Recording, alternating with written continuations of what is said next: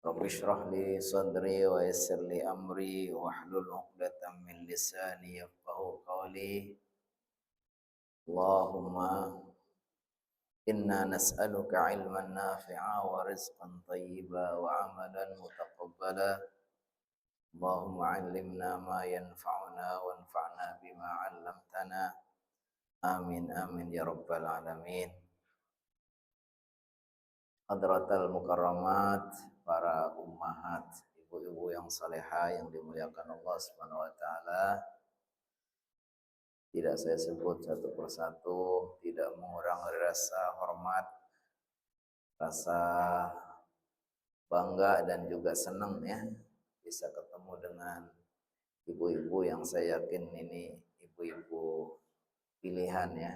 Karena tidak semua ya rajin untuk datang ke masjid ngaji. Maka kita bersyukur kehadirat Allah Subhanahu wa taala bisa terus menjaga istiqomah kita, menjaga amal soleh kita. Ahlan, ahlan wa sahlan, mari Ibu silakan. Kita selalu bersyukur kehadirat Allah Subhanahu wa taala ketika Allah berikan kita kemudahan untuk istiqomah. Istiqomah ini kata-kata yang singkat, padat ya, tapi dilaksanakan itu berat ya. Singkat tapi berat ya kan. Biasanya orang itu melakukan amal soleh insya Allah diupayakan bisa ya. Tapi kalau dia untuk terus istiqomah rutin walaupun sedikit itu yang suka berat ya kan.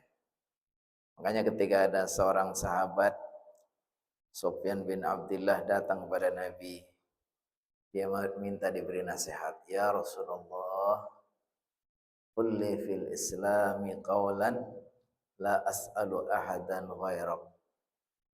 Bahasa Indonesianya, wahai Rasulullah, tolong aku kasih pesan ya, kasih nasihat. Yang dengan nasihat itu saya tidak perlu lagi minta nasihat kepada yang lain. Cukuplah ya. Pengen dikasih kata-kata yang sakti gitu ya. Pendek, singkat tapi padat ya kan. Kata Rasulullah SAW, qul amantu billahi thumma istaqim. Nasihatnya, katakanlah aku beriman kepada Allah, kemudian istiqomahlah. Jadi aku beriman kepada Allah itu artinya kita harus berusaha untuk jadi orang yang baik, yang beriman kepada Allah, dekat dengan Allah, orang yang solehah, yang rajin ibadah, tapi terus summastaqim. Kemudian istiqomahlah. Jadi kalau sudah istiqomah itu sudah ya, ini satu kemuliaan puncak yang luar biasa besarnya karunia Allah Subhanahu wa taala. Maka kita selalu minta agar Allah berikan kita istiqomah ya sampai akhir hayat kita dalam keadaan beriman ya kan, dalam keadaan rajin beramal soleh. Nah, ini yang paling penting bagaimana kita bisa menjaga keistiqomahan. Maka kita bersyukur pada pagi yang penuh berkah ini untuk kesekian kalinya kembali Allah muliakan kita semua dengan diberi kesempatan untuk melanjutkan ngaji kita, ngaji ayat-ayat Allah Subhanahu wa taala. Mudah-mudahan Allah Subhanahu wa taala berkenan menerima ini dicatat sebagai amal soleh kita. Supaya menjadi amal kita lebih banyak ya. Dicatat di dalam lembaran-lembaran ya. Nanti akan jadi rapot yang membanggakan ya. Fa amma man utiya kitabahu biyaminih fasawfa yuhasabu hisaban yasira. Siapapun yang nanti diberi catatannya, dia dengan senang hati, dia bangga, dia terima dengan tangan kanannya ya, menatap wajah yang memberinya itu dengan bangga. Apa? Fasawfa yuhasabu hisaban yasira. Maka dia akan dihisab dengan hisab yang gampang. Karena nilainya udah bagus-bagus ya. Ibaratnya orang untuk menentukan lulus atau tidak, dilihat nilainya, oh bagus, udah langsung kamu naik. Rankingnya bagus ya kan. Jadi kita berpikir atau berharap setiap amal-amal kita, kalau catat ya, dengan nilai yang bagus ya kan. Supaya kita nanti menerimanya bangga. Tapi kalau kita nilainya buruk ya, catatan-catatan yang ada di rapot kita ini amal buruk, maka apa? Kita malu ya. Mungkin rapotnya merah itu ya. Makanya wa amma man utiya kitabahu wara'a dhahri. Siapa yang nanti diberi catatan kitabnya, kasih rapotnya wara'a dhahri, dia malu mau ngelihatnya. Sampai dia nerimanya pun dari belakang, enggak berani natap gitu. Wara'a dhahri artinya dari belakang punggungnya. Gambaran betapa dia itu ya malu melihat catatannya. Apa? Fasaufa yad'u thubura. Maka dia akan teriak, celakalah aku. Wa yasla sa'ira, karena dia nanti nasibnya naudzubillah akan menjadi ahli neraka. Insyaallah ya. Kalau kita rajin ngisi catatan-catatan rapot kita dengan amal soleh ya kan, ngaji, sholat, berinfak, berbakti kepada suami, sayang kepada suami sama anak-anak, insya Allah itu semua amal soleh semua ya kan. Orang beramal soleh itu jalannya banyak sekali. Makanya kata Rasulullah SAW, setiap kita ini punya persendian. Anak cucu Adam itu punya persendian yang di dalam tubuh kita ini ada 360 persendian. 360 persendian ini, masing-masing persendian itu harus kita sedekahi. Kita harus beramal soleh untuk menyedekahi persendian-persendian itu. Nah, jadi ini kalau dihitung ini ternyata disebutkan dalam hadis ini ada persendian dalam tubuh kita ini ada 360. Dan itu nikmat dari Allah. Karena kalau kita ada yang persendian sakit dikit aja itu. Saya pernah nih jempolnya kayak gini sakit banget ini. Pernah. Biasanya kalau sudah berumur itu sudah mulai nih persendiannya udah pada yang sakit ya kan. Makanya kalau ketemuan itu orang-orang yang sudah sepuh ya cerita tentang ya banyak ya penyakit ini ada apalagi ya kan asam urat itu kan ya pokoknya macam-macam. Biasanya yang disebutin ya diapalin obat-obatan apal banget nih. Obat ini, obat itu tahu aja gitu ya. Aromanya pun ya aroma balsem ya kan ya. Ya itu kan itu ternyata nikmat dari Allah. Kalau kita ini lagi sehat itu nggak terasa ya kan. Makanya kata orang Arab itu sehat itu seperti mahkota. As-sihhatu tajul as-sihha. Sehat itu seperti mahkota.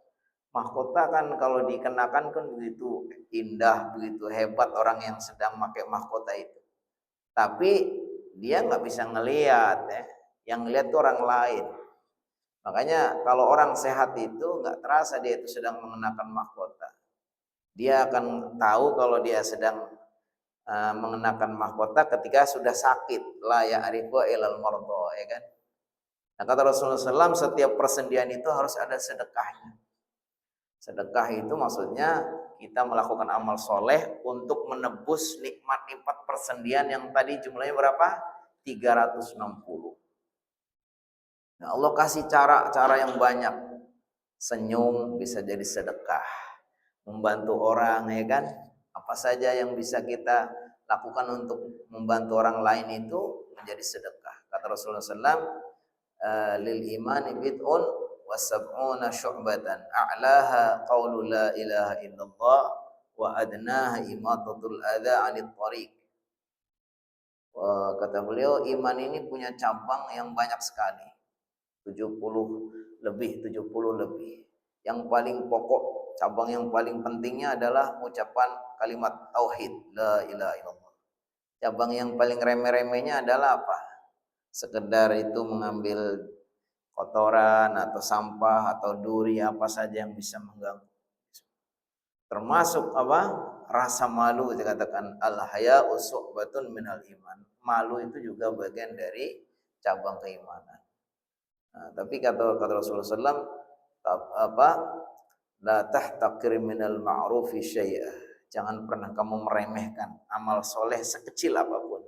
Walau antal akhaka biwajhin taliq.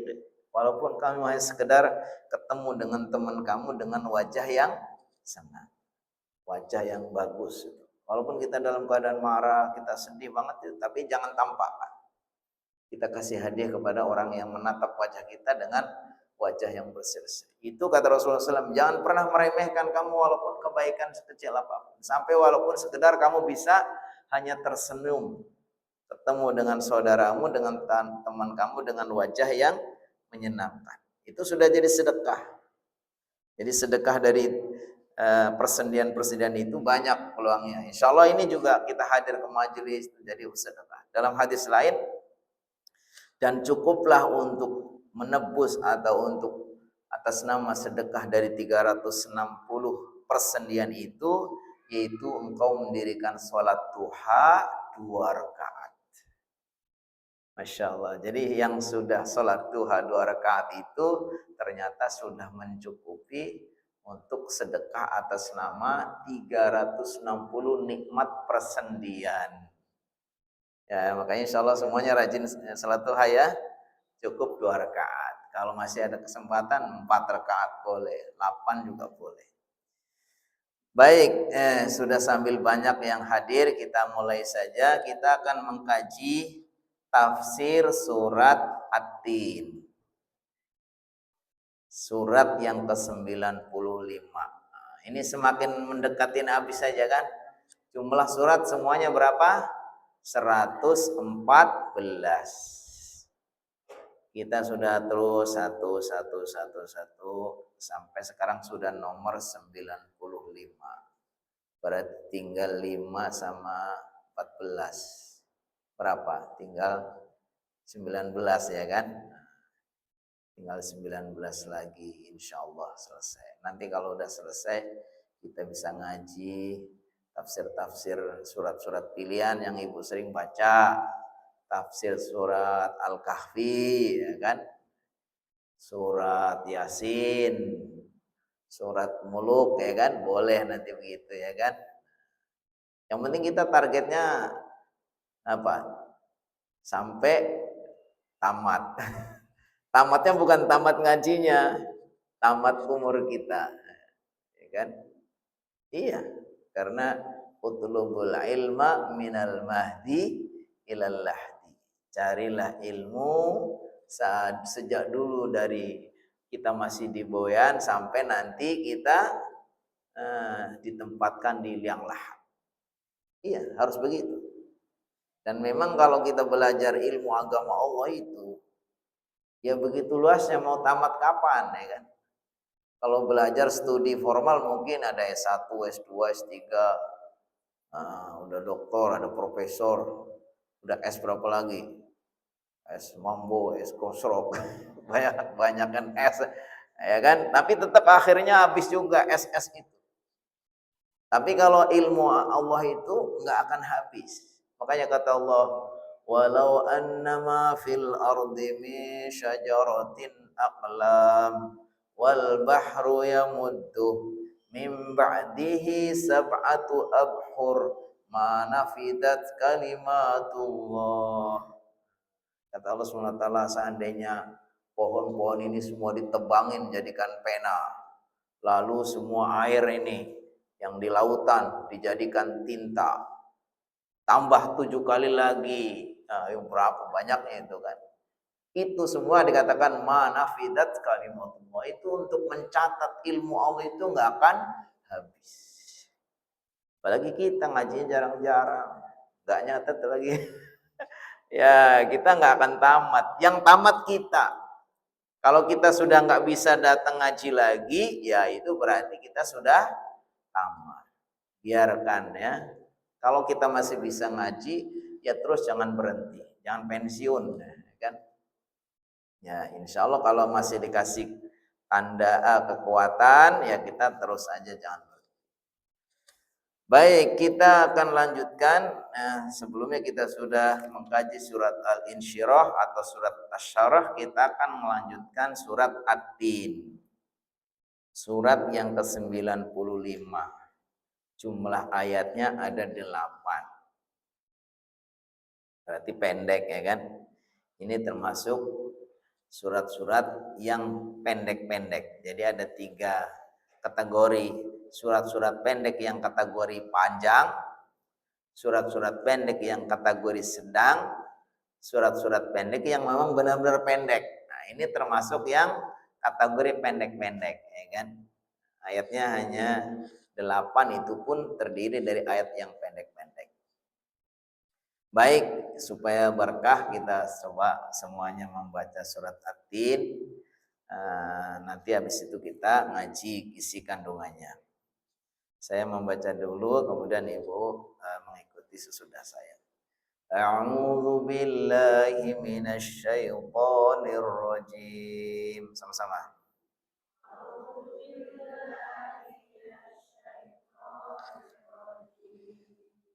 Bismillahirrahmanirrahim.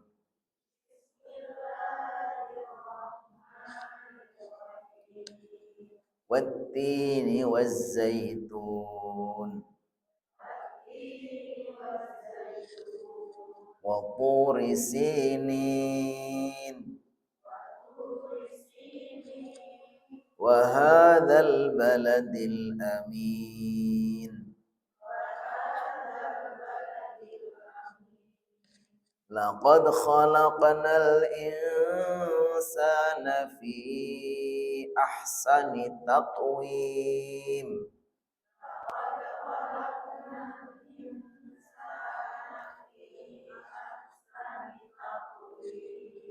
Thumma radadnahu asfala safilin.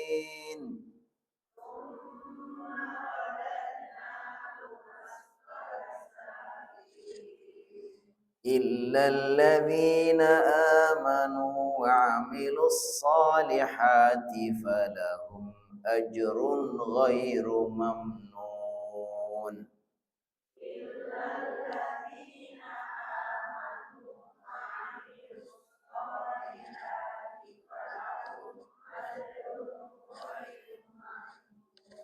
فما يكذبك بعد بالدين.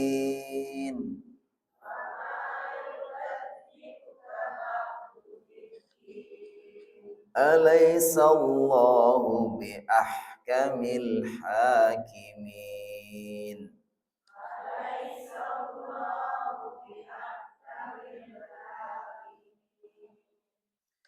Baik, kita lanjutkan kajian surat At-Tin. Surat ini terdiri dari 8 ayat, urutannya dari 114 surat, urutan ke-95. Kategorinya surat Makkiyah, yaitu surat yang diturunkan kepada Nabi sebelum Nabi Muhammad hijrah. Beliau masih tinggal di Mekah sebelum hijrah ke Madinah. Surat ini yang dikenal dengan sebutan surat At-Tin. Tapi ada yang menyebut Wat-Tin. Boleh At-Tin, diambil dari kata-kata At-Tin, yaitu buah tin. Boleh seperti bunyinya, yaitu Wat-Tin, ada wawunya, Wat-Tin. Dua-duanya terkenal ya di kalangan para ahli tafsir. Yang terkenal itu 2 nama, At-Tin dan Wat-Tin. Surat ini termasuk surat yang diawali dengan sumpah atau qasam. Jadi banyak surat-surat dalam Al-Quran itu Allah mengawalnya dengan sumpah. Contohnya apa?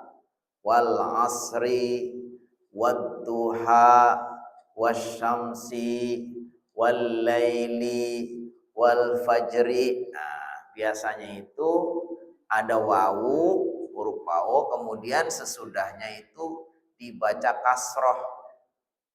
Wal laili, wal fajri, wasyamsi, wal asri. Jadi ada wa terus ada i. Nah, itu menunjukkan sumpah. Kalau sumpah berarti artinya apa?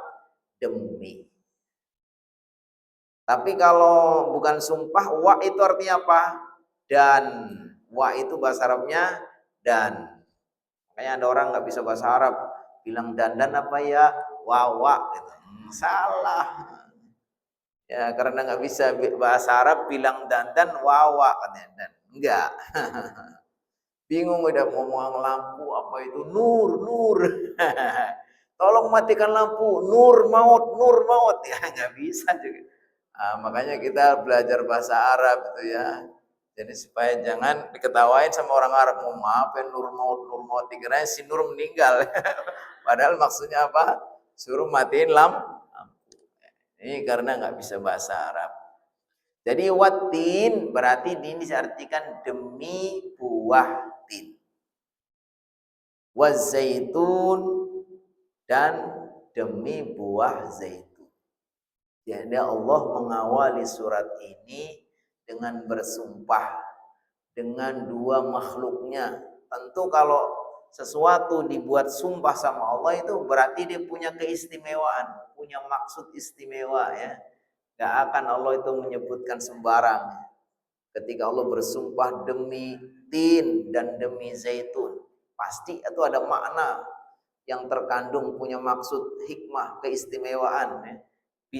Bisa kita ketahui, ada juga yang masih belum tersingkap rahasianya.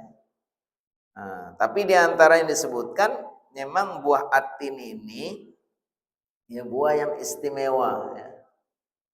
Tidak sembarangan tumbuh. Tumbuhnya itu di daerah Syam kebanyakan. Syam itu terdiri dari Suriah, Jordan, Palestina, Libanon. Nah, itu daerah sana. Jadi kalau kita pergi ke Jordan atau ke Palestina itu banyak pohon tin, pohon zaitun banyak ya kan. Kalau kita ke Arab banyak juga tapi sudah buahnya. Biasanya kalau orang jual buah tin itu kebanyakan sudah dikeringkan gitu. Udah jadi tinggal makan aja. Jadi kayak kurma, ada yang bisa dimakan yang masih basah namanya rutop. Kalau kurma kan rutop, kurma basah. Nanti ada yang kurma sudah dikeringkan, nahal, sudah jadi nahal. Nah, tin juga gitu ada kita. Kalau di restoran-restoran di Arab itu biasanya ada buah tin. Nah, itu sudah tinggal makan, itu sudah dikeringkan. Wa zaitun dan demi buah zaitun. Ini dua-duanya buah yang istimewa. Kalau atin itu adalah buah yang disebutkan sebagai buah surga karena tidak ada bagian yang dibuang. Tapi langsung kita makan semuanya, ya kan? Beda kalau kita makan pisang kan kulitnya kita buang. Gitu. Ada orang makan pisang sama kulitnya gitu, enggak ya kan? Kacang gitu kan. Atau apa kita makan mangga ya kan? Kulitnya kita buang, isinya kita buang ya kan? Tapi kalau atin enggak semua.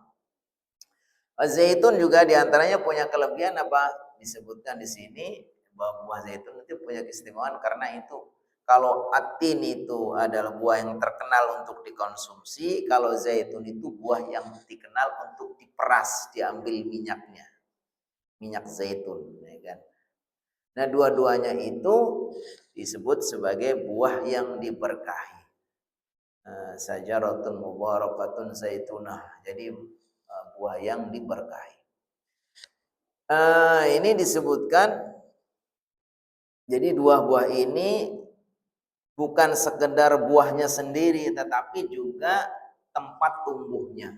Jadi buah tin dan buah zaitun itu tumbuhnya dua-duanya itu kebanyakan di Syam. Di mana di Syam ini digambarkan ada bumi di mana banyak para nabi terlahir di situ. Punya para nabi bumi Syam.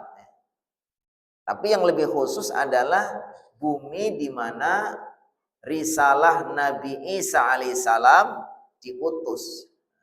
Jadi Nabi Isa itu diutusnya itu di bumi Syam ini, khususnya di Al-Quds, di Palestina ya. Di daerah Al-Quds itulah Nabi Isa. Berarti menunjukkan apa? Di sini nanti akan ada perpaduan. Allah bersumpah dengan at-tin az-zaitun, ternyata tin az-zaitun itu adalah buah yang banyak tumbuh di daerah di mana Nabi Isa alaihissalam diutus sama Allah. Kalau gitu Nabi Isa agamanya agama Kristen, bukan. Nabi Isa juga agamanya agama Islam. Semua nabi dari Nabi Adam sampai Nabi terakhir Nabi Muhammad itu semuanya agama Islam.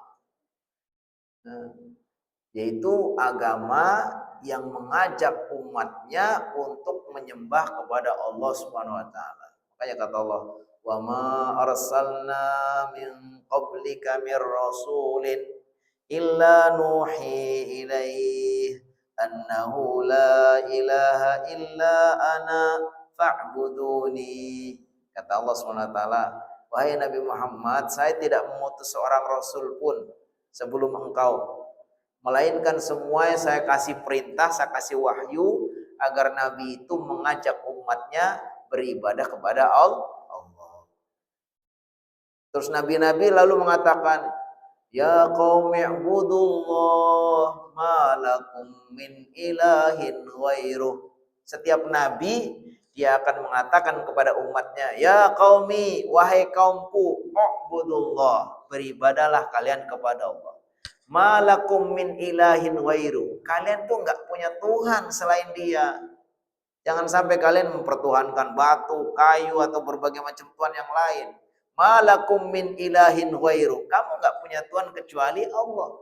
Makanya wahai kaumku, beribadahlah kamu hanya kepada Allah.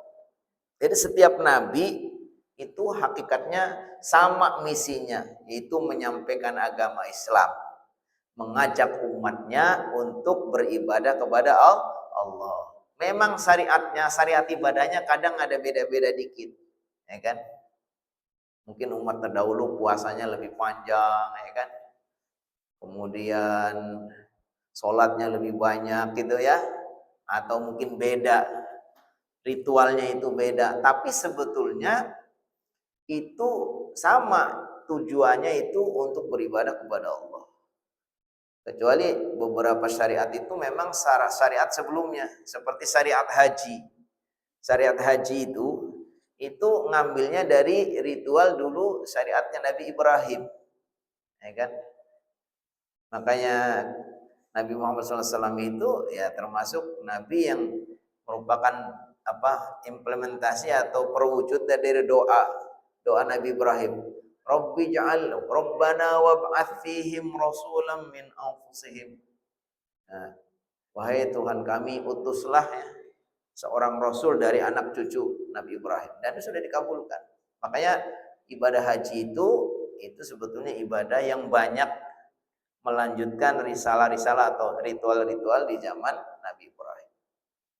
Intinya watini wa zaitun itu adalah tempat di mana pohon-pohon itu, buah itu tumbuhnya di tempat Nabi Isa alaihissalam diutus. Kemudian waturi sinin, dan demi, ini juga sumpah juga, dan demi gunung Tursina, atau boleh menyebutnya bukit, boleh menyebutnya gunung.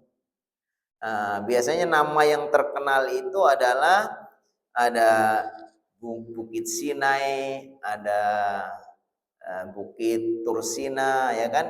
Intinya itu adalah tempat di mana Nabi Allah Musa alaihissalam mendapatkan wahyu, atau Nabi Musa alaihissalam dapat perintah atau berbicara, atau Allah berbicara kepada Nabi Musa, wa kallamallahu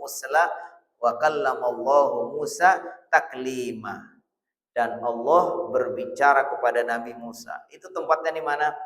Di Gunung Sinai. Gunung Sinai itu posisinya kalau menurut ini adalah ada di Mesir sana, di Mesir. Jadi ini daerah bumi Syam, ini itu berarti Jordan tadi, Palestina dan seterusnya ya sekarang ini, di mana di situ ada Masjidil Aqsa ya kan. Terus nanti ada Nabi Musa alaihissalam yang menerima wahyunya itu di daerah Mesir, di Bukit Tursina. Waalaikumsalam. Ya silakan. Jadi Bukit Tursina ini adalah wilayah di Mesir. Di Mesir ini adalah ya sekaligus sebagai tempat di mana Nabi Musa alaihissalam diutus. Berarti kalau gitu Nabi Musa apa agamanya Yahudi? Bukan. Nabi Musa juga agamanya agama Islam. Jadi nanti semua nabi sebenarnya sama misinya. Oh sekarang kok jadi ada Yahudi, ada Nasrani. Itu setelah Nabi Musa dan Nabi Isa-nya meninggal. Mengalami perubahan-perubahan ya kan. Nah, akhirnya apa? Akhirnya orang itu jadi sesat. Dulu waktu zaman Nabi Isa masih ada, zaman Nabi Musa masih ada, ya agamanya benar, lurus, yaitu Nabi Musa dan Nabi Isa semua mengajak kepada umatnya untuk beribadah kepada Allah Subhanahu wa taala. Jadi yang kedua ini tadi adalah tempat sekaligus menggambarkan Nabi Musa alaihissalam didapat atau mendapatkan wahyu. Terus wahadzal baladil amin artinya dan demi apa tadi? Demi negeri yang aman. Maksudnya di sini adalah nggak ada ikhtilaf, nggak ada perselisihan antara para ahli. Yang dimaksud adalah kota Mekah. Wahadzal baladil amin dan demi negeri yang aman ini, maksudnya adalah kota Mekah. Tentu ini tiga-tiganya, Syam, kemudian Bukit Tursina di Mesir maupun di Mekah itu tiga-tiganya tempat yang istimewa. Ini menunjukkan bahwa sebetulnya para nabi itu sebenarnya semua bersaudara dan misinya sama. Jadi kalau nabi satu dengan nabi yang lain itu semuanya adalah sama, hanya bedanya periodenya, ya kan? Zamannya yang beda-beda. Tapi istimewanya Nabi Muhammad itu karena risalah yang paling terakhir itu sudah sempurna. Ketika ada nabi yang berikutnya datang, nabi sebelumnya berarti sudah termansuh. Sama dengan bikin peraturan undang-undang kan, zaman Presiden Soekarno. Maka Pak Presiden Soeharto datang bukan peraturan lagi, mungkin ada beberapa yang sudah direvisi nggak berlaku lagi. Begitu. Orde baru, orde lama, orde baru, orde reformasi. Sekarang orde apa ini? Orde ada pokoknya. Ya, kalau dalam agama juga begitu. Nabi-nabi sebenarnya semuanya dulu sama, tapi begitu datang nabi berikutnya, nabi yang lama harusnya udah nggak berlaku lagi. Makanya kalau kita katakan, bukan orang Kristen sama orang Yahudi gimana? Ya harusnya mereka itu harus mengikuti nabi yang terakhir. Jadi mereka sudah, makanya kata Rasulullah SAW, ketika Rasulullah SAW itu pernah, Umar bin Khattab ini, sahabat beliau itu, Umar bin Khattab pernah mengambil secari kertas. Secari kertas ini adalah diambil dari kalam hikmah dari kitab sebelumnya. Mungkin kitab Taurat atau mungkin kitab Injil. Ya itu memang karena memang ajaran Allah juga sebagian masih memang firman Allah itu kan. Jadi masih bagus. Tapi ketika Nabi Muhammad SAW melihat sahabat Umar itu membaca kitab atau potongan kata dari kitab Taurat, Nabi Muhammad itu marah, nggak boleh. Nabi Muhammad SAW merintah buang itu kan. Kata Nabi Muhammad, wallahi law kana Musa hayyan ma wasa'ahu illa an yattabi'ani. Kata Nabi Muhammad SAW, demi Allah seandainya saudaraku Nabi Musa masih hidup, dia nggak ada cara lain kecuali harus ikut dengan saya. Karena sekarang ini periode saya, gitu kan. Ini sekarang masa kepemimpinan saya. Jadi semua dia dan pengikutnya kalau dia masih ada harus ngikutin saya, begitu kan. Jadi kita kalau katakan sama mereka, mereka nggak mau ngakuin kita. Karena kan dia mengikuti dalam sebelumnya. Tapi kita katakan ente telat. Itu dulu pada zaman ente. Betul ketika Nabi masih hidup, ya Nabi Isa masih hidup, Nabi Musa hidup. Tapi sekarang sudah sudah diserahkan atau sudah termansuh dengan peraturan agama Islam yang dibawa oleh Nabi Muhammad SAW. Nah, jadi kita perhatikan 3 ayat ini sebetulnya 3 poros kenabian. Yaitu di Sam itu adalah tempat Nabi Isa alaihissalam diutus. Di Tursina adalah tempat Nabi Musa diutus. Terus di Hadzal Baladil Amin di Mekah itu adalah tempat siapa diutus? Nabi Muhammad SAW. Jadi Nabi Muhammad SAW betul menerima wahyu di mana? Di Mekah. Dan ini sekaligus sebagai tanah haram ya. Bumi yang paling suci, paling mulia ya. Itu di Mekah. Sampai di situ itu ada tanah haram, itu tanah di mana yang sekitar Ka'bah itu orang di situ nggak boleh sembarangan, punya aturan tersendiri. Dia itu berlaku sejak zaman jahiliyah. Orang-orang jahiliyah pun tahu kemuliaan tanah haram itu. Kalau mereka itu berperang apa itu nggak boleh di situ. Kalau mau balas dendam, mau perang itu nanti nunggu keluar dari tanah haram. Nah, kalau sekarang kalau kita mau haji atau umroh itu pun juga begitu. Kita di situ nggak boleh sembarang, ya kan? Nggak boleh membunuh hewannya, bahkan mencabut tumbuh-tumbuhannya pun nggak boleh.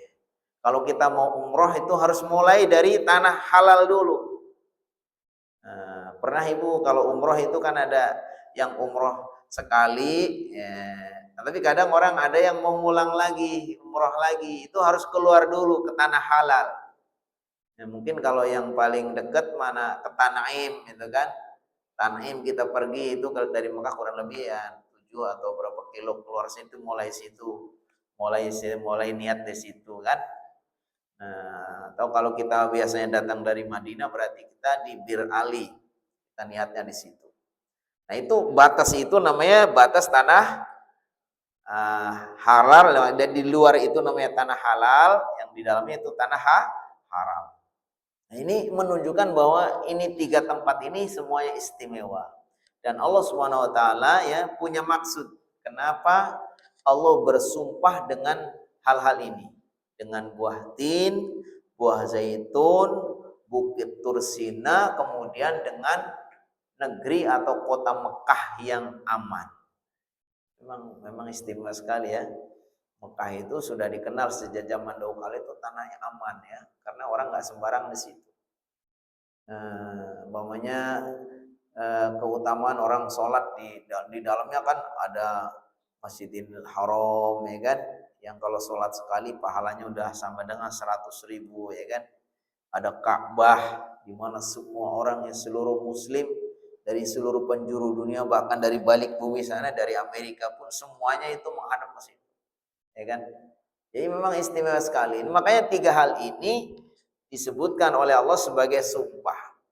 Nah, ketika Allah itu bersumpah dengan sesuatu, pasti akan ada penekanan supaya orang itu betul-betul memperhatikan. Ya. Jadi kalau kita bersumpah kan biasanya kita nggak sembarang. Kalau orang itu kita yakinkan itu nggak mau percaya, kita akhirnya apa? Terpaksa harus sumpah. Demi Allah. Karena apa? Sumpah itu apa? Menyebutkan sesuatu untuk menguatkan tekad, untuk menekankan sesuatu. Demi Allah saya akan begini, atau demi Allah saya tidak akan begini. Makanya kalau kita boleh nggak bersumpah? Boleh. Bedanya kalau Allah yang bersumpah terserah. Mau sumpah pakai menyebutkan apa silakan. Tapi kalau kita orang muslim, kalau bersumpah itu nggak ada pilihan. Harus bersumpah dengan Allah.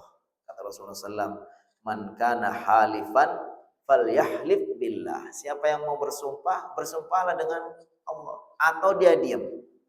Katakan dalam hadis lain, wa man ahlafa bi ghairillahi faqad asyraka aw kafara. Siapa yang bersumpah dengan selain Allah, dia sudah musyrik atau sudah kafir. Tapi kafirnya maksudnya kafir kecil. Makanya orang bersumpah dengan selain Allah itu kalau dalam ilmu akidah itu dianggap syirik kecil. Jadi kalau mulai sekarang jangan lagi bilang demi apa Bu? Demi bulan, demi bintang, demi apa? Demikian. Nggak boleh demi cinta, mamanya kan. Nggak ada. Kalau kita mau ngomong, ngomongnya demi Allah, demi Allah. Kalau orang Arab itu biasanya 3 huruf qasam itu. Wallahi, pakai wawu. Ada yang pakai ta, tallahi. Terus yang 3 pakai ba, billahi. Wallahi, Allahi, billahi. Itu artinya demi. Boleh itu bersumpah, tapi harus dengan nama Allah. Tapi kalau Allah bersumpah ya terserah, ya kan? La yus'alu amma yaf'alu wa hum yus'alun. Kalau Allah itu nggak ditanya kenapa begini begitu, tapi kita makhluk ditanya, ya kan? Segala sesuatu kita ditanya sama Allah, makanya kita nggak boleh sembarang. Kalau kita mau bersumpah ya sumpahlah dengan nama Allah. Tapi kadang-kadang kalau kita terlalu banyak sumpah ini akhirnya apa? Menjadi apa ya? Nggak bernilai gitu. Kalau orang itu jujur dan baik itu nggak usah pakai sumpah, orang percaya. Tapi kalau dikit-dikit sumpah itu menandakan dia itu apa orangnya nggak dipercaya gitu. Dikit-dikit sumpah, demi Allah ini modalnya aja segini Bu, masa Ibu tambahin dong dikit lagi gitu kan. Nah, jualannya banyak sumpahnya, menandakan dia itu apa? Kurang dipercaya. Kalau orang yang dipercaya terpercaya ya, nggak usah pakai sumpah, orang sudah percaya. Khawatir kita nanti kalau kebanyakan sumpah nanti kehilangan ya, kehilangan keberkahannya. Nah, ternyata setelah Allah SWT bersumpah dengan beberapa tadi makhluknya yang istimewa, Allah ingin menyampaikan apa? Laqad khalaqnal insana fi ahsani taqwim. Sungguh kami telah menciptakan manusia fi ahsani taqwim, dalam bentuk atau rupa ciptaan yang paling baik. Jadi kalau Allah sendiri yang ngomong, kita udah nggak lagi bisa membantah. Bahkan Allah sebelum menerangkan itu pun sudah pakai sumpah dulu. Demi tin dan zaitun, demi bukit Tursina, demi Mekah yang aman. Sungguh kami telah menciptakan manusia dalam bentuk, rupa, dan ciptaan yang paling baik. Sudah, kita nggak perlu lagi bantah. Jadi makhluk Allah itu nggak ada yang lebih baik dari manusia. Jadi nggak ada apa. Apalagi kalau maunya kita dulu waktu sekolah diajarin teori Darwin. Teori Darwin itu manusia itu dicipta mulai dari spesies yang sejenis, mulai dari dulu masih monyet yang masih merangkak, lama-lama monyetnya agak nunduk ini, lama-lama apa? Berdiri. Itu kan kita belajar nggak dulu? Iya. Enggak. Justru manusia itu diciptakan dari yang paling baik dulu, yaitu diciptakan Nabi Adam. Kata Allah SWT ketika dia bilang kepada iblis, wahai iblis, kenapa kamu tidak mau sujud kepada Adam? Ma mana'aka an tasjuda lima khalaqtu biyadai. Wahai iblis, kenapa kamu tidak mau sujud kepada orang yang saya ciptakan dengan tanganku sendiri? Kata Allah, ma mana'aka, apa yang menghalangi kamu wahai iblis, antas juda, untuk bersujud lima khalaqtu biyadai, kepada orang yang saya ciptakan dengan tanganku sendiri. Jadi begitu sempurna, begitu baik. Nabi Adam itu diciptakan oleh Allah dengan rupa yang paling ganteng, sosok tubuh yang gede, terdiri dari 60 hasta. 60 hasta itu berarti sekitar 30 meter. Lama-lama ngecil semua, lama-lama kayak kita. Dulu tuh kalau dalam Islam itu justru dulu tuh sempurna sekali, sosoknya besar, tinggi, gagah. Itu Nabi Adam. Diciptakan langsung sama Allah dari tin, itu dari tanah. Lalu ditambah dengan apa? Ya unsur-unsur lain, ya kan? Sampai ada ledekan nih kalau ada orang itu apa? Suka nawar, itu berarti dulu ini bahannya dari tanah abang kan. Ada kalau ada orang apa itu suka ini katanya ini dulu dari tanah sengketa gitu, ada lawakan itu kan. Dan intinya bahwa manusia itu diciptakan dari tanah, tapi yang membuat itu bukan sembarang, yang membuat Allah. Ketika Nabi Adam sudah jadi diciptakan, lalu Allah nyuruh iblis supaya sujud. Iblis nggak mau. Kata Allah ditegur, wahai iblis, kenapa kamu nggak mau sujud kepada orang yang saya ciptakan langsung dengan tangan saya?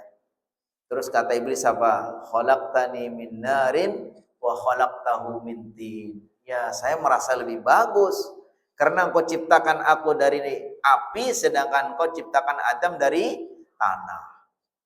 Dia merasa bahwa api itu lebih hebat dari tanah. Apa kayak gitu? Enggak juga, ya kan? Itu intinya kesombongan dari iblis. Jadi kita sudah final ya, bahwa nggak ada lagi kepercayaan bahwa dulu manusia itu dibuat dari monyet. Dulu lama-lama itu udah lupakan itu menyesatkan itu. Ya. Kita harus percaya kepada Allah, kepada Al-Quran ya. Allah ciptakan Nabi Adam itu dari tanah. Dan Allah sendiri yang menciptakan sudah begitu sempurnanya. Ya kan? Nah, baru nanti Allah ciptakan Nabi Adam, Allah ciptakan Hawa, kemudian ada keturunan-keturunan itu, kemudian jadi banyak jenisnya. Ada yang jenis orang Jawa, ada orang Sunda, ya kan. Di Indonesia aja udah sekian banyak macam ya kan. Belum lagi nanti ya semacam itu semua adalah dari ayah yang satu. Makanya kata Allah Subhanahu wa taala ya ayyuhan nasu taqu rabbakum alladzi khalaqakum min nafsin wahidah wa khalaqa minha zawjaha wa batha minhuma rijalan katsira wa nisaa. Kata Allah Subhanahu wa taala, wahai manusia, bertakwalah kalian kepada Allah yang Allah ciptakan min nafsin wahidah, dari jiwa yang satu. Wa khalaqa minha zawjaha, lalu dari jiwa yang satu itu Allah ciptakan apa? Jiwa yang lain yaitu Siti Hawa. Jadi setelah Allah Subhanahu wa taala menciptakan Nabi Adam, mau ditempatkan di surga itu Nabi Adam nggak ada temannya. Maka Allah ciptakan Siti Hawa. Ini menunjukkan bahwa sehebat apapun kehidupan fasilitas orang ya, ketika belum ketemu jodohnya itu nggak sempurna. Ya kan? Mobilnya bagus banget, rumahnya bagus banget, fasilitas rumahnya ya kan. Ini cuma di surga, coba Nabi Adam di surga ya kan, apa sih yang nggak boleh gitu, yang nggak ada gitu. Tapi Nabi Adam belum merasa sempurna, kecuali harus ada pasangannya. Subhanalladzi khalaqal azwaja kullaha mimma tunbitul ardu wa min anfusihim wa mimma la ya'lamun. Maha suci Allah yang telah menciptakan segala sesuatu berpasang-pasangan. Seorang laki-laki nggak akan merasa sempurna sebelum ada orang perempuan juga seperti itu, ya nggak Bu? Iya seperti itu ya kan. Nah, summa radadnahu asfala safilin, kemudian kami kembalikan dianya dia manusia anak Adam, asfala safilin, ke tempat yang serendah-rendahnya. Ini bisa yang dimaksud secara lahiriah manusia itu akan mengalami masa-masa penyusutan, ya kan? Jadi kalau kita perhatikan kehidupan manusia itu, kalau yang kasih umur panjang sampai tua itu, mungkin ya puncaknya umur 40 sampai 50 lah, 45. Habis itu ya sudah tinggal mengurang terus, ya kan? Tadi yang saya bilang kalau udah mulai 50 ke atas itu udah lutut apa bersakit itu ya. Yang dia pikir itu ceritanya bukan cerita masa depan, nah, tapi ceritanya cerita masa lalu. Ya. Kalau yang masih muda-muda itu bicaranya masa depan ya. Yang masih muda-muda itu bicara masa depan. Kalau yang sudah tua-tua cerita masalah lalu, dulu masih sehat, masih ini ya, sekarang udah gitu kan. Jadi nanti manusia itu akan mengalami, makanya kata Allah Subhanahu wa taala dalam surat Yasin, wa man nu'ammirhu. Hafal enggak? Wa man nu'ammirhu nunakkishu fil khalqi afala yaqilun. Siapa yang saya kasih umur panjang maka akan berkurang. Kalau udah umur 40, 50 itu udah tinggal nyusut. Ibarat orang naik gunung itu, Kalau udah 40 50 udah sampai ke puncak nih. Tinggal turun ya, bisa turunnya ke sana gunung seberang sana, tapi intinya turun. Sampai akhirnya nanti sudah apalagi semakin lemah, semakin lemah, semakin lemah. Ya kan? Sudah semakin tua kan?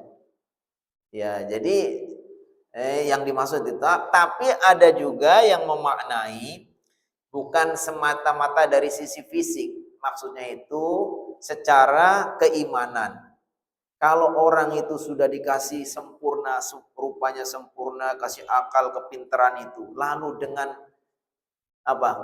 Kesempurnaannya itu kemudian dia nggak beriman, dia tidak taat kepada Allah, dia tidak bisa mengendalikan hawa nafsunya, maka dia akan dikembalikan kepada kondisi yang sehina-hinanya. Bisa lebih hina dari hewan. Ya kan? Itu makna yang berikutnya. Makanya kata Allah Subhanahu wa taala, walaqad dara'na li jahannam.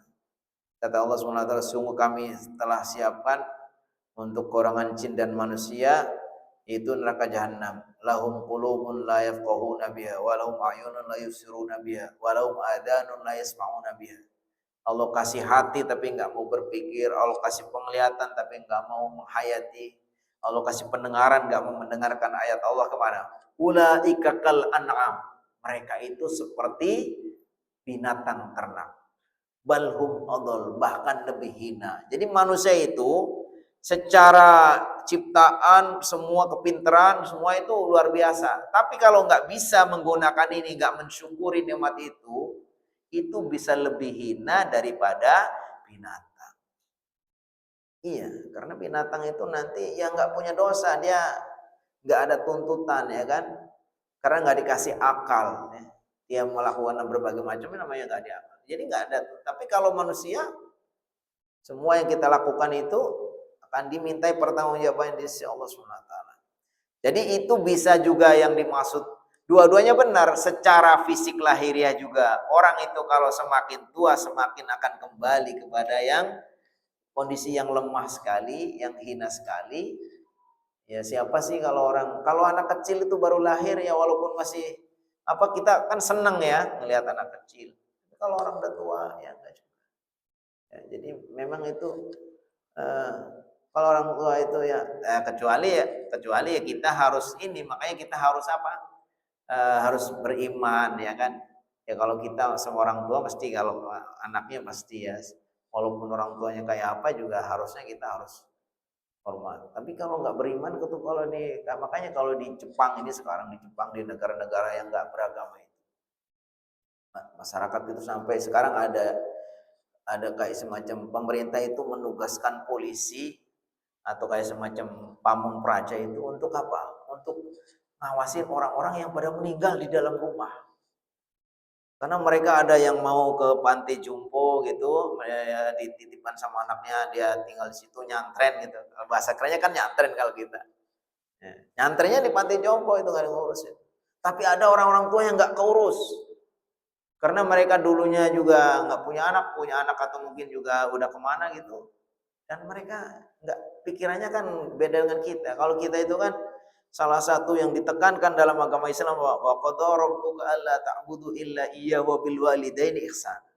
Kita diwajibkan untuk betul-betul beribadah kepada Allah, di antaranya itu tadi harus beribadah kepada Allah dan harus berbuat bakti kepada kedua orang tua. Tapi kalau dalam agama lain kan nggak ada kayak gitu. Orang tua kalau sudah nggak ada manfaatnya dipikirnya beban. Udah mak, ya udah ke tempatin aja di panti jompo. Kalau yang nggak punya anak nggak ada yang ngurus. Sampai di Jepang itu ada beberapa tadi pemerintah mengangkat beberapa pegawai untuk tadi, karena banyak orang yang ditemukan tahu sudah meninggal. Sedih nggak? Sedih. Tapi kita dalam Islam nggak seperti itu. Kita nggak boleh, kata Al-Quran, wala taqul lahuma uff wala tanharhuma wa qul lahuma qaulan karima. Janganlah kamu mengatakan kata-kata yang menyangkal dikit pun kepada orang tua. Wahfidh lahuma janaha dzulli minar rahmah. Kamu harus tunduk, harus kepada orang tua, ya kan? Itu kalau dalam Islam. Ya, makanya di sini dua-duanya benar. Secara lahiriah juga orang itu akan mengalami masa-masa yang paling hinanya atau paling parahnya gitu. Ada sampai pikun apa gitu. Soalnya kalau yang rajin ngaji nggak pikun ya. Makanya salah satu baca Quran itu salah satu menurut penelitian apa? Itu akan mengaktifkan saraf-saraf. Ibu walaupun belum lancar baca Qurannya, belajar itu bikin bikin awet lebih muda lagi. Sarafnya itu hidup lagi. Nah, karena dengan baca Al-Quran kata Rasulullah SAW, siapa yang baca Al-Quran dan dia hebat bacanya, Allah akan muliakan sama dengan para malaikat. Dan orang yang membaca Al-Quran terbata-bata dan dia kesulitan, maka Allah kasih dua pahala. Pahala dia mau membaca, pahala dia kesulitan. Dan orang yang rajin membaca itu karena aktif begini, insya Allah itu saraf otaknya jadi hidup lagi. Ya kan? Ini yang bisa gerak-gerak ini apa? Ini ada sarafnya. Makanya kita alhamdulillah ya, insya Allah kalau yang rajin ngaji nggak akan pikun insya Allah ya. Belum pikun udah meninggal. Enggak ya? Insya Allah kita akan selalu. Karena orang yang menghafal itu tahu nih, ini ayat ini di pojok ini. Ya enggak Bu? Ayat ini sini, kan gitu. Makanya Ibu jangan segan-segan. Walaupun apalnya nggak banyak, terus saja ngapalin, ya kan? Satu hari berapa setengah ayat atau satu ayat. Ngaji, mumpung masih hidup, jangan sampai mati kita nggak bisa baca Quran. Orang Muslim, masa sih nggak bisa? Itu pasti bisa. Makanya ada orang bilang orang Indonesia itu kepalanya kalau dijual itu paling mahal. Kepala orang Indonesia itu tengkoraknya itu paling mahal. Kenapa? Karena isi otaknya masih bagus-bagus. Kalau orang Jepang, orang Amerika, orang Inggris itu otaknya itu sudah rusak. Sudah dibuat mikir banyak hal itu udah sampai itu. Tapi orang Indonesia itu malas mikir. Ngaji nggak mau gitu. Susah sedikit udah nggak mau. Maka akhirnya apa? Otaknya itu masih bagus banget, masih ori gitu. Baru kepakai sedikit ya. Ibarat itu kita punya apa namanya? Flash disk itu sekian ini itu baru kepakai sedikit tuh, masih banyak kosong. Maka kita harus ya, jadi orang itu harus apa? Manfaatan ini supaya terutama ngaji. Ngaji supaya apa? Supaya awet refresh terus itu. Jadi kemudian kami kembalikan kepada tempat yang serendah-rendahnya. Sedikit lagi. Illalladzina amanu. Tadi kan kata Allah akan dikembalikan ke tempat serendah-rendahnya. Bisa juga yang dimaksud akan kembali. Dia itu seperti apa kondisi yang sudah lemah sekali, semakin tua sekali. Bisa juga yang dimaksud adalah Allah hinakan dengan dibalas dengan neraka. Dimasukkan ke dalam neraka.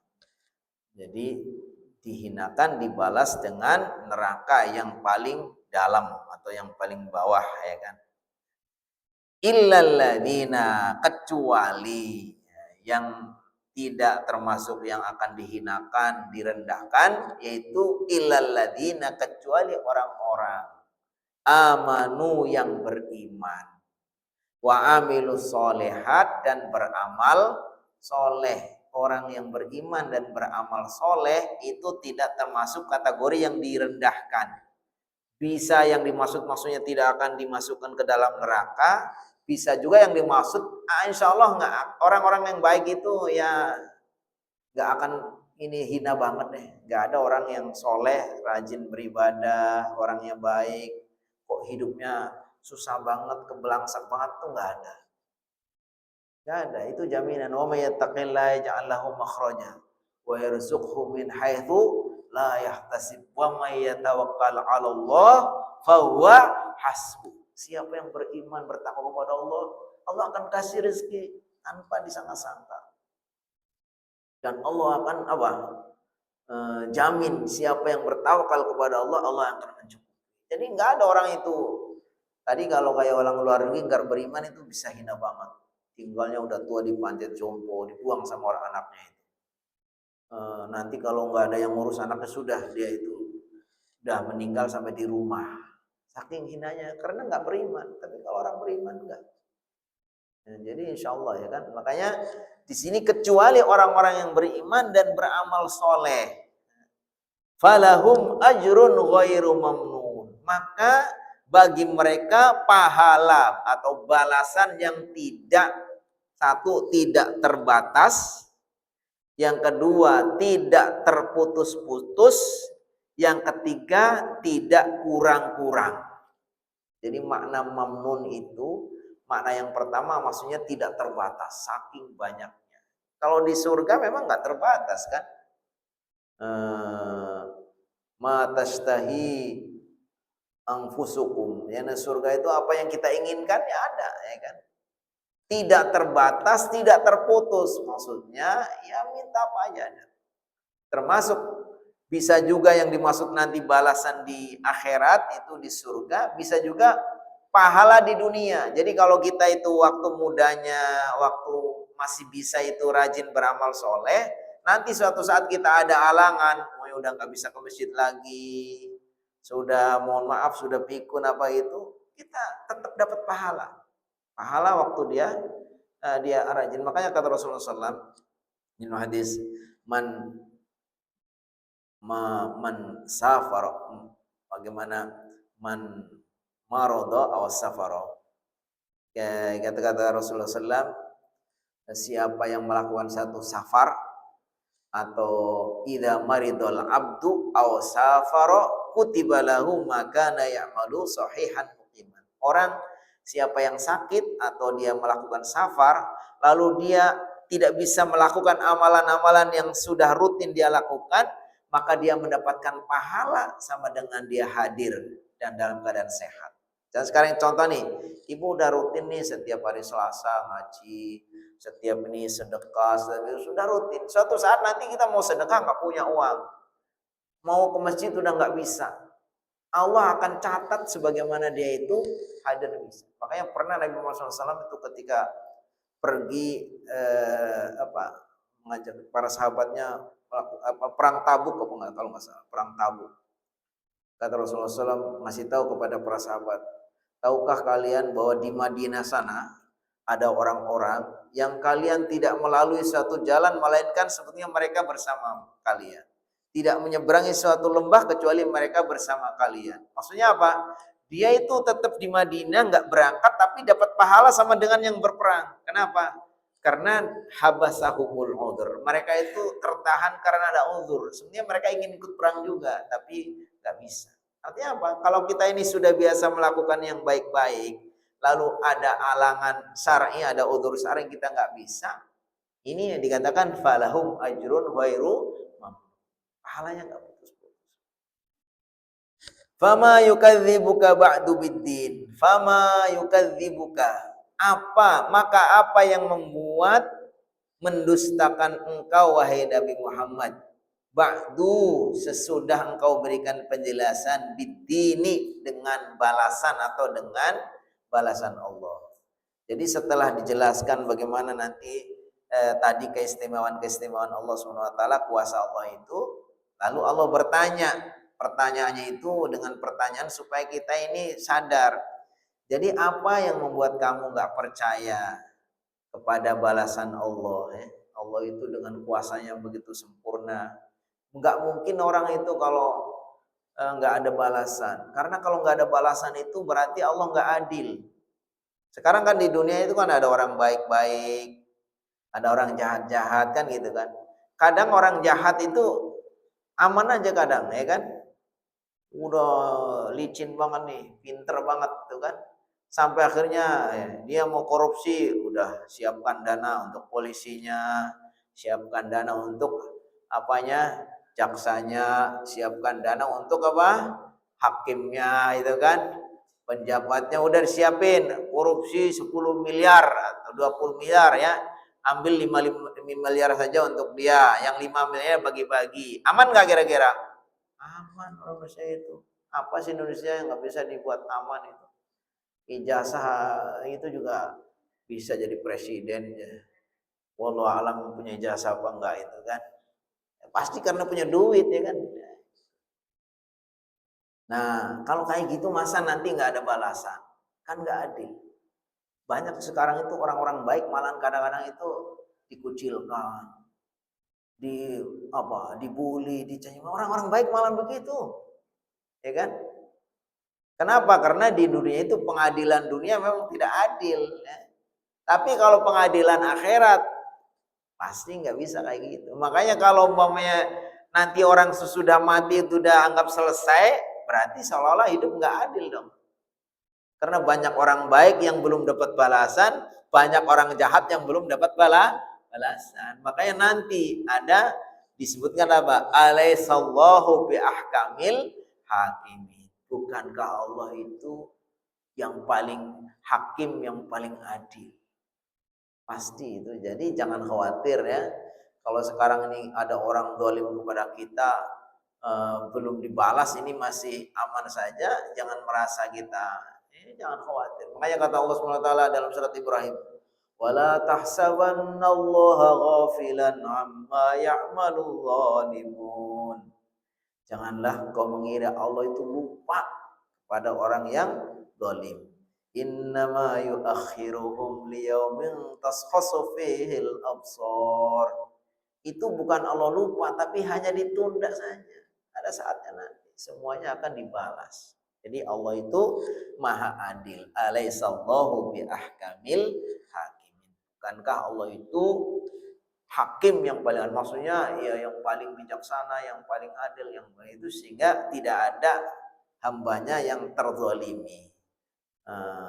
Tapi semuanya akan mendapat keadilan. Siapa yang baik akan dibalas dengan pahala yang berlipat ganda. Siapa yang jahat juga akan dibalas dengan siksa. Wallahu a'lam bishawab ya. Nanti kita cukupkan sampai surat At-Tin ayat 1 sampai 8. Mudah-mudahan kalau Allah kasih umur panjang kita bisa lanjutkan surat berikutnya. Surat yang ke-96, surat Al-Alaq. Baik, apakah ada yang mau menambahkan atau menyampaikan sesuatu? Atau langsung serahkan ke Pak Ferry?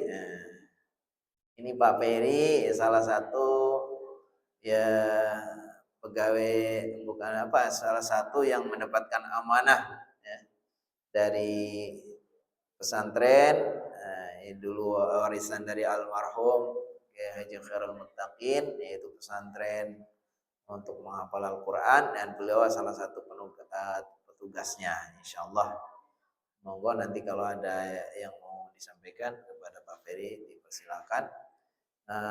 Kita tutup dulu aja ya, kita tutup dengan baca doa kafaratul majlis sehingga nanti bisa diselesaikan. Mari kita sama-sama membaca alhamdulillah dan doa kafaratul majlis. Alhamdulillahirabbil alamin. Subhanakallahumma wa bihamdika asyhadu an la ilaha illa anta astaghfiruka wa atubu ilaik. Assalamualaikum warahmatullahi wabarakatuh.